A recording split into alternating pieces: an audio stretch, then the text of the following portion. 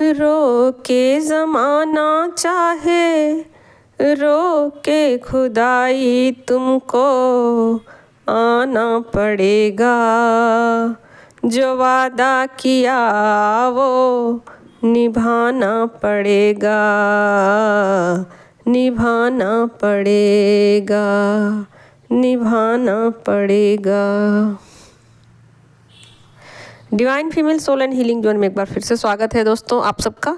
और आज की वीडियो थोड़ा सा अलग है।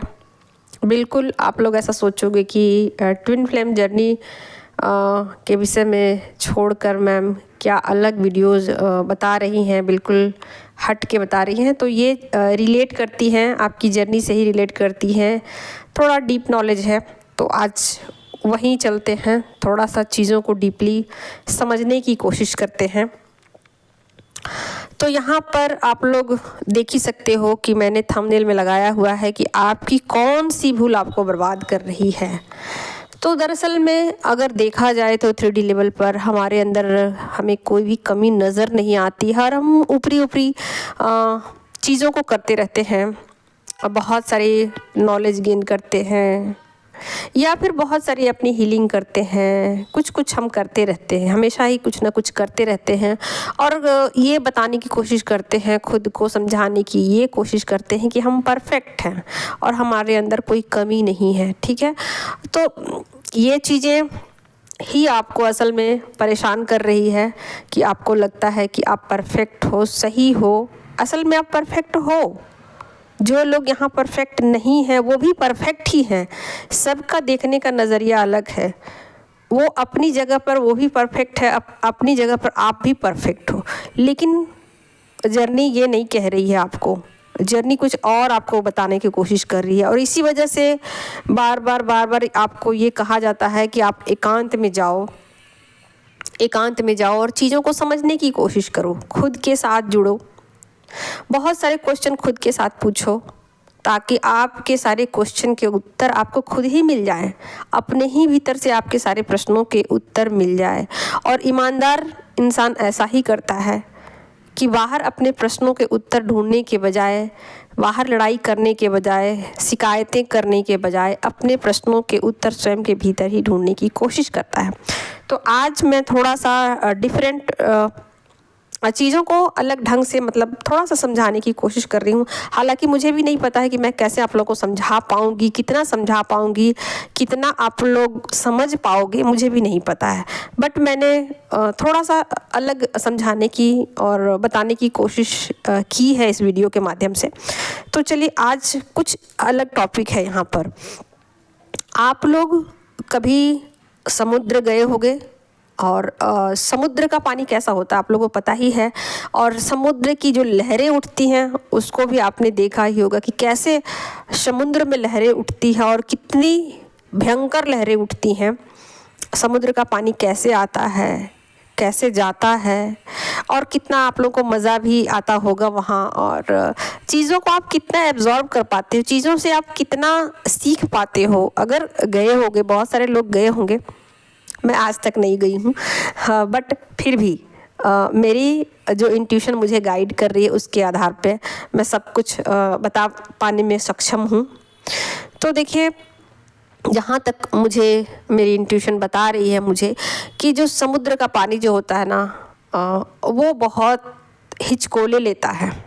नदी का पानी ऐसा हिचकोले नहीं लेता, शांत रहता है। नदी जो होती है वो शांत होती है, स्त्रीलिंग है। नदी स्त्रीलिंग है, समुद्र पुल्लिंग है। ठीक है, तो जो समुद्र है ना उसकी सारी एक्टिविटी मस्कुलिन ऊर्जा है। एक तरीके से कहा जाए समुद्र जो है वो एक मस्कुलिन ऊर्जा है और जो नदी है वो फेमिनिन ऊर्जा है। और यही दोनों आज का टॉपिक असल में यही दोनों है। ठीक है, कि दोनों के बीच का संबंध कैसा है और हम उस संबंध से क्या सीखते हैं या हमारी जर्नी से क्या रिलेट करता है और क्या इस पृथ्वी से उसका लेना देना है और इस ब्रह्मांड से क्या लेना देना है। हालांकि मैं सारी बातें नहीं बता पाऊँगी, बहुत शॉर्ट में बताऊँगी वीडियोज़ में, तो ध्यान दीजिएगा। देखिए, जो समुद्र है ना वो दहाड़े लगाता है। मस्कुलिन एनर्जी जैसे होती है गुस्से में और फोर्स के साथ जो भी एक्टिविटीज़ करने में वो रेडी रहती है, यानी कि एक्टिविटीज़ ऐसा ही करती है जैसे समुद्र की एक्टिविटीज़ देखो, वो एक जगह स्थिर रहता है और उसकी लहरों में एक उफान आता है, तेज़ का उफान आता है और फिर वो एक जगह पर वो वेट करता रहता है, पुकारता रहता है। एक तरीके से वो पुकार लगाता है। किसको पुकार लगाता है?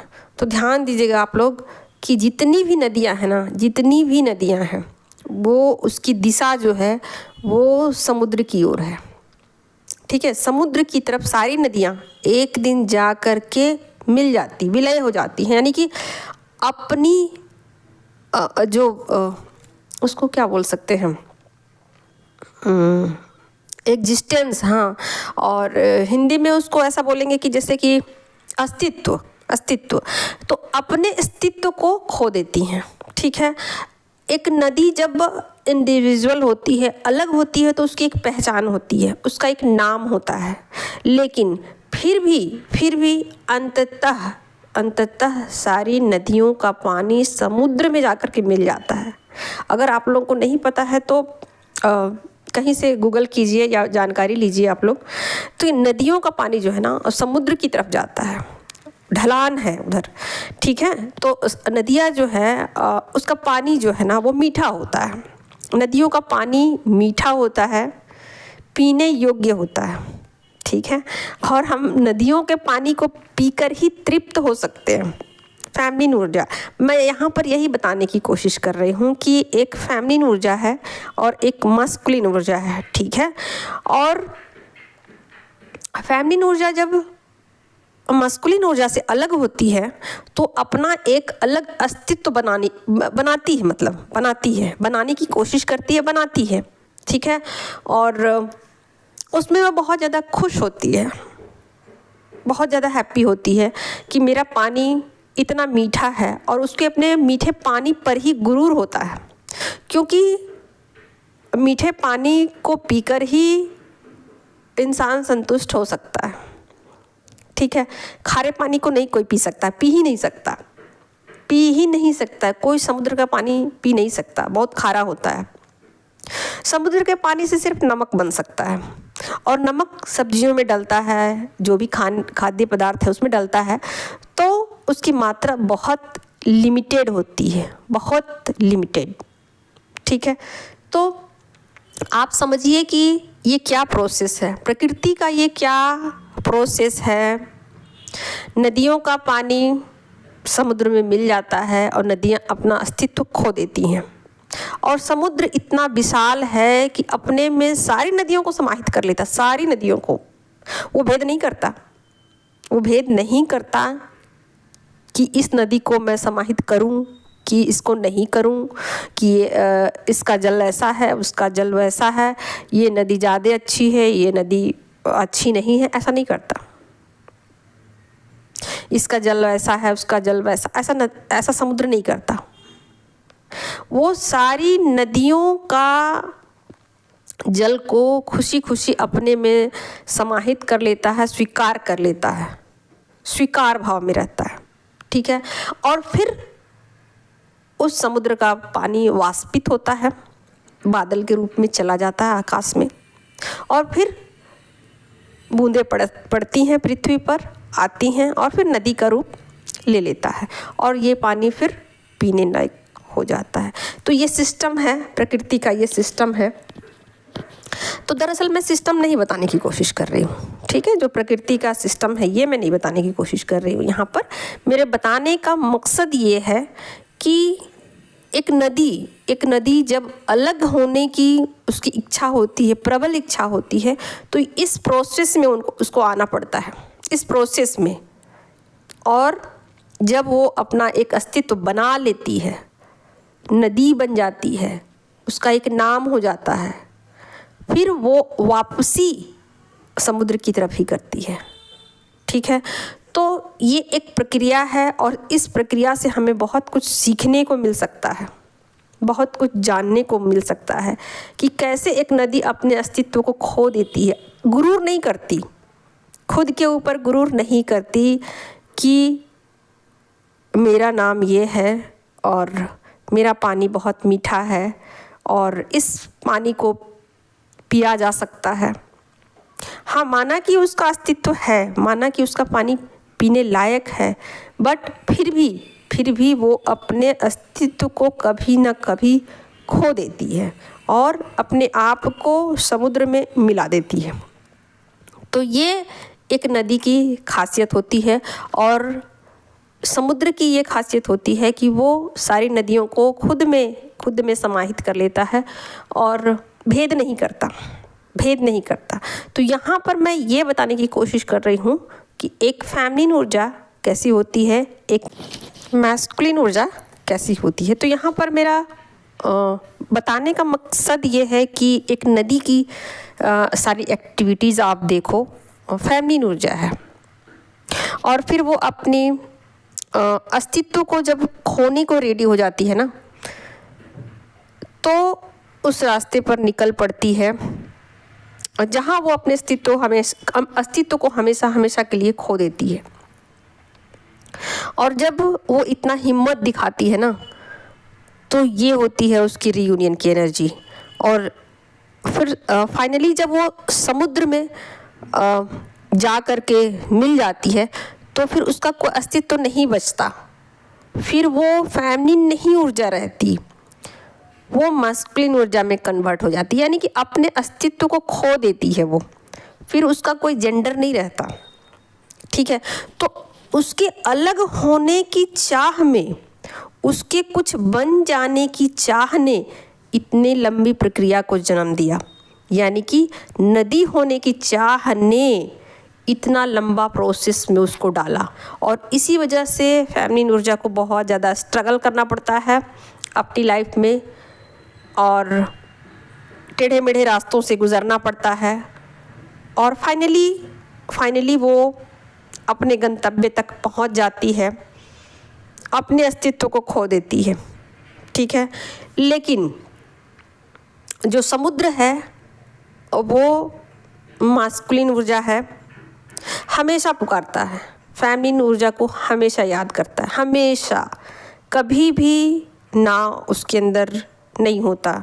जबकि फेमिनिन ऊर्जा अपने अस्तित्व को खोना नहीं चाहती, इसी वजह से उसको परेशानियाँ बहुत सारी होती है और मस्कुलिन ऊर्जा जो है हमेशा उसको पुकारती रहती है। और इसी वजह से मैं थोड़ा सा इसमें टैरो कार्ड भी जोड़ना चाहती हूँ कि जब भी टैरो कार्ड रीडर करते हैं तो हमेशा जब मस्कुलिन ऊर्जा की बात निकलती है या कार्ड में उनकी ऊर्जा चेकिंग होती है, तो हमेशा ये कहा जाता है कि वो पेन में है, याद कर रहे हैं या फिर वेट कर रहे हैं या फिर मतलब आपको याद कर रहे हैं, पुकार रहे हैं। तो कुछ ऐसा ही आप समझो, बस उसको कार्ड के माध्यम से बताया गया है और मैंने आज बिल्कुल उसको एक वाटर के फॉर्म में आप लोगों को समझाने की कोशिश की है कि कैसे एक फेमिनिन ऊर्जा अपने अस्तित्व को अलग कर लेती है, यानी अपना अस्तित्व जब बना लेती है तो वो एक फेमिनिन ऊर्जा में कन्वर्ट हो जाती है। जब उस ऊर्जा में वो आती है तो वो भूल जाती है अपना पुराना जो अस्तित्व है ना, उसको वो भूल जाती है और नए अस्तित्व में वो आती है। फिर वो भूल जाती है कि वो समुद्र का ही एक पार्ट था, मतलब समुद्र से वो निकली हुई एक बूंद जो कि नदी का रूप लेकर के आई है और फिर वो वापसी मतलब वहीं हो जाना है। इन चीज़ों को फेमिनिन ऊर्जा को समझने में, जानने में, याद करने में, उस प्रोसेस में आने में बहुत लंबा समय लगता है और इस प्रोसेस में गुज़रने में पेन होता है। ठीक है, तो ये मेरा एक छोटा सा वीडियो था जिसको मैं पता नहीं समझा पाई हूँ कि नहीं समझा पाई हूँ आप लोगों को, बट मेरी एक छोटी सी कोशिश, इसको आप लोग मान सकते हो।